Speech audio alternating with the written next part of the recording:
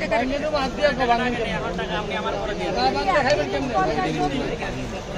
এনে 140 টাকা 30 টাকা দিছ 30 টাকা দে 70 টাকা দিছি 100 টাকা দিছি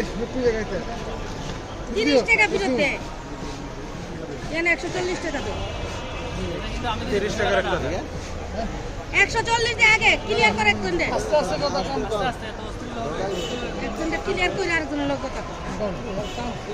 দেন আমাদের দেন এখন 30 দিকে কে পাইয়ে দিল কত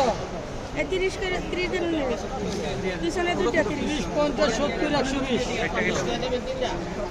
অবশ্যই পিছনে একটা 70 দেন আগে একটা 70 দেন কত আছে এটা আসুন কথা